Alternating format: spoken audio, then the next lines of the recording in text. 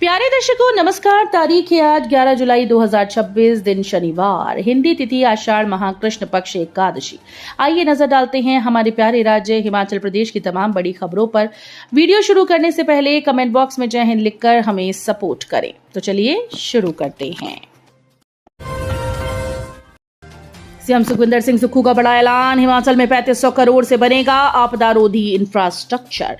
मुख्यमंत्री सुखविंदर सिंह सुक्खू ने घोषणा की है कि हिमाचल प्रदेश में प्राकृतिक आपदाओं से होने वाले नुकसान को कम करने और राज्य को सुरक्षित बनाने के लिए करीब 3500 करोड़ रुपए की लागत से आपदा रोधी आधारभूत संरचना विकसित की जाएगी। वो शिमला स्थित हिप्पा संस्थान में आयोजित towards resilience infrastructure planning in Himalaya कार्यशाला के समापन समारोह को संबोधित कर रहे थे। मुख्यमंत्री ने कहा कि भौगोलिक संवेदनशीलता के कारण राज्य में प्राकृतिक आपदाओं का खतरा बना रहता है। उन्होंने आपदा प्रबंधन और सरकार के प्रयासों को लेकर मुख्य बातें साझा की। हिमाचल में मानसून आते ही घटी पर्यटकों की संख्या, बारिश भूस्खलन से जाम हुई सड़कें, ट्रैफिक पुलिस ने संभाली व्यवस्था। शिमला में मानसून सीजन शुरू होते ही सैलानियों की संख्या घट गई। जून महीने में जहां होटल्स में 90% तक ऑक्यूपेंसी थी, तो वहीं अब सप्ताहांत पर भी 50% के आसपास ही ऑक्यूपेंसी है। सड़कों पर वाहनों को दबाव भी कम हो गया है। हालांकि इससे पहले समर सीजन में शिमला में भारी संख्या में सैलानी पहुंचे। पुलिस से प्राप्त जानकारी के अनुसार मई से अब तक शहर के विभिन्न प्रवेश मार्गों से करीब 22 लाख वाहनों का आवागमन दर्ज किया गया। सीमित सड़क क्षमता के बावजूद पुलिस ने अतिरिक्त जवानों की तैनाती, शहर को 5 सेक्टर्स में बांटने, वैकल्पिक मार्गों के इस्तेमाल और त्वरित कार्रवाई की व्यवस्था से यातायात को सुचारू बनाए रखा। बिजली बोर्ड के कर्मचारियों को जल्द मिल सकती है प्रमोशन, जल शक्ति विभाग के 40 जूनियर इंजीनियर पदोन्नत।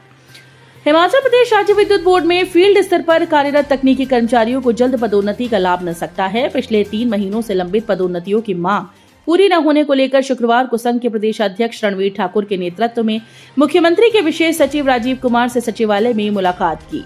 वहीं कर्मचारियों की लंबित मांगों से अवगत कराया गया। हिमाचल प्रदेश राज्य विद्युत बोर्ड संघ के कर्मचारियों का प्रतिनिधिमंडल दोपहर बाद सचिवालय पहुंचा था।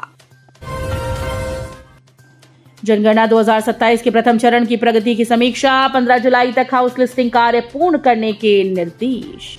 जनगणना 2027 के प्रथम चरण के तहत जिला शिमला में कार्यों की प्रगति की समीक्षा के लिए प्रधान जनगणना अधिकारी द्वारा चार्ज अधिकारियों की वीडियो कॉन्फ्रेंसिंग के माध्यम से बैठक आयोजित की गई। बैठक की अध्यक्षता उपायुक्त अनुपम कश्यप ने की। बैठक में बताया गया कि हाउस लिस्टिंग ऑपरेशन का कार्य 11 जुलाई 2026 तक पूरा किया जाना है, जबकि प्राप्त आंकड़ों की जांच, परीक्षण और सत्यापन का कार्य 15 जुलाई 2026 तक पूर्ण किया जाएगा। सभी चार्ज अधिकारियों को निर्देश दिए गए कि वे अपने अपने क्षेत्रों में कार्यों की नियमित निगरानी सुनिश्चित करें और किसी भी प्रकार की त्रुटि को समय रहते ठीक करें।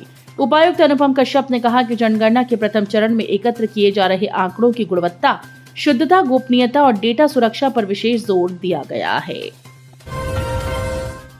क्यूआरटी और आपदा प्रबंधन टीम 24 घंटे हाई अलर्ट पर, पीएचक्यू ने जारी किए निर्देश। मानसून के दौरान संभावित प्राकृतिक आपदाओं से लोगों और पर्यटकों की सुरक्षा सुनिश्चित करने के लिए हिमाचल प्रदेश मुख्य पुलिस ने सभी जिला पुलिस अधीक्षकों को विस्तृत दिशा निर्देश जारी किए। पुलिस महानिदेशक कार्यालय की ओर से जारी एडवाइजरी में राहत और बचाव कार्यों को प्रभावी बनाने, कानून व्यवस्था बनाए रखने और जोखिम वाले क्षेत्रों में विशेष निगरानी रखने के निर्देश दिए गए। इसके तहत जिला स्तर पर गठित क्विक रिएक्शन टीम्स और आपदा प्रबंधन इकाइयों को 24 घंटे हाई अलर्ट पर रखा जाएगा। रोहित ठाकुर बोले, भारी बारिश में स्कूल बंद होने पर शिक्षकों, गैर शिक्षकों को भी मिलेगा अवकाश। हिमाचल प्रदेश में लगातार हो रही भारी बारिश के बीच शिक्षा मंत्री रोहित ठाकुर ने स्पष्ट किया कि स्कूल को बंद करने का निर्णय जिला स्तर पर लिया जाएगा। इसके लिए संबंधित जिलाधीश जिम्मेदार होंगे। जब किसी जिले में स्कूल को बंद करने का आदेश जारी किया जाएगा, तो वहां शिक्षण और गैर शिक्षण दोनों श्रेणी के कर्मचारियों को भी अवकाश रहेगा। शुक्रवार को राज्य सचिवालय में मीडिया से बात करते हुए शिक्षा मंत्री ने कहा कि प्रदेश के सभी जिलों की भौगोलिक और मौसम संबंधी परिस्थितियां अलग अलग है। रॉड कुल्हाड़ी से हमला करने वाले 5 आरोपियों को मिला पुलिस रिमांड, भागने के लिए बदली थी 8 गाड़ियां। मंडी भराड़ी में लुधियाना निवासी सन्नी गिल पर हुए जानलेवा हमले के मामले में गिरफ्तार किए गए 5 आरोपियों को शुक्रवार को पुलिस ने न्यायालय में पेश किया, जहां से अदालत ने सभी आरोपियों को 4 दिन के पुलिस रिमांड पर भेज दिया। अब पुलिस रिमांड के दौरान आरोपियों से गहन पूछताछ करेगी। जांच का मुख्य फोकस हमले की साजिश, इसके पीछे की वजह, वारदात में शामिल अन्य लोगों की भूमिका और फरारी में इस्तेमाल किए गए नेटवर्क का पता लगाना रहेगा। सीएम सुक्खू बोले, वर्ष के अंत तक मेडिकल कॉलेज होंगे अत्याधुनिक सुविधाओं से लैस। मुख्यमंत्री सुखविंदर सिंह सुक्खू ने कहा कि प्रदेश के सभी मेडिकल कॉलेजेस का इस वर्ष के अंत तक चरणबद्ध तरीके से उन्नयन किया जाएगा। उन्हें अत्याधुनिक चिकित्सा उपकरणों व विश्व स्तरीय स्वास्थ्य सुविधाओं से सुसज्जित किया जाएगा। स्वास्थ्य विभाग की समीक्षा बैठक की अध्यक्षता करते हुए मुख्यमंत्री ने अधिकारियों को सभी विकास कार्यों में तेजी लाने के निर्देश दिए।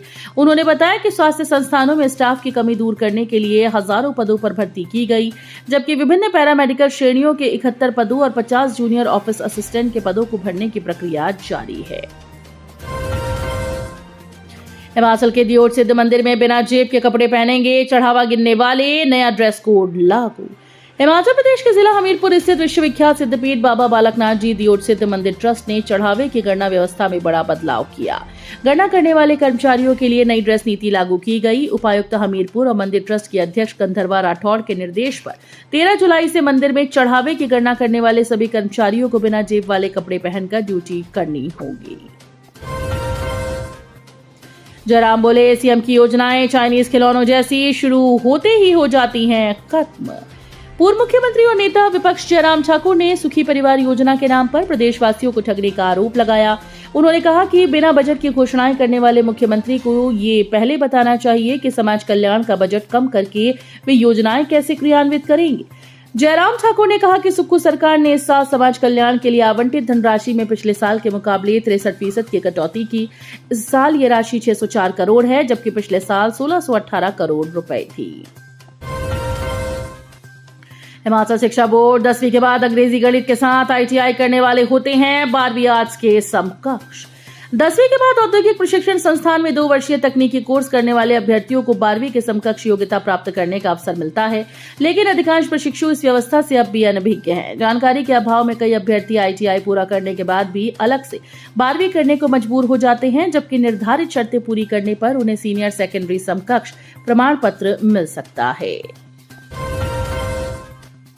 हिमाचल में खनन अधिकारियों की तबादला नीति बदली, अब अस्थायी नियुक्ति को नहीं माना जाएगा ट्रांसफर। कर्मचारियों व अधिकारियों के तबादलों को लेकर राज्य सरकार ने एक बार फिर से सख्ती दिखाई।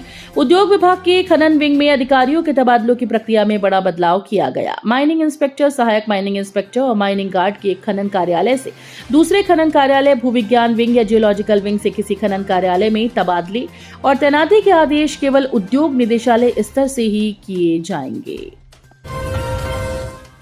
सरकारी नौकरी की आड़ में नशे का कारोबार, जल शक्ति विभाग का मल्टीटास्क वर्कर अफीम के साथ गिरफ्तार।